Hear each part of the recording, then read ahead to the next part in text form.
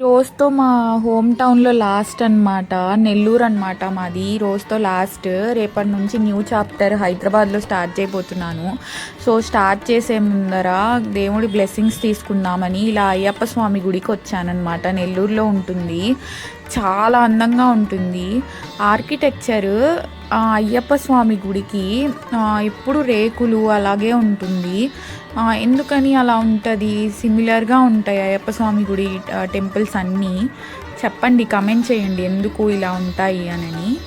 ఇక్కడ పావురాలు ఉంటే ఊరికనే అలా తీసానమాట. ఇంకా ఇదే లాస్ట్ నెల్లూరులో. సో అలా బ్లెస్సింగ్స్ తీసుకుందామని, ఇంకా అంతా మంచి జరగాలి హైదరాబాద్లో అని అలా బ్లెస్సింగ్స్ తీసుకుందామని అలా వచ్చానమాట. బయట ఏనుగులు ఉన్నాయి. త్వరగా అలంకరించారనమాట దేవుణ్ణి కూడా.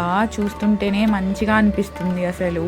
ఈ ఆర్కిటెక్చర్ అంతా డిఫరెంట్గా ఉంటుందన్నమాట. అయ్యప్ప స్వామి టెంపుల్స్ అన్నీ ఇక్కడ ప్రశాంతంగా ఉందన్నమాట. ప్లేస్ కూడా ప్రశాంతంగా అలా ఒక రౌండ్ అంతా వేసుకున్నాను. ఫుల్ టెంపుల్ అంతా అక్కడ రాసున్నారు చూడండి, స్వామియే శరణమయ్యప్ప అని.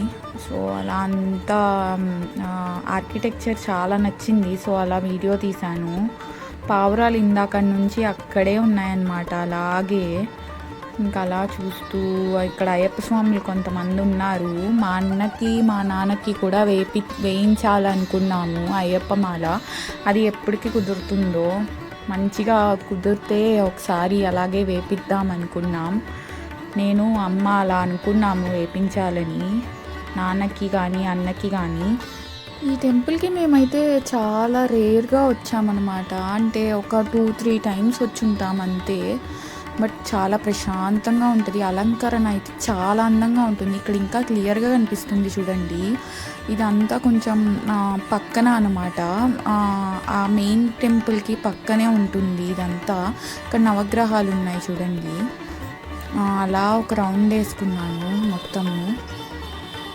సో చూడండి ఎంత బాగుందో. అంటే ఓల్డ్ టెంపుల్ ప్యాటర్న్ అన్నమాట మొత్తము.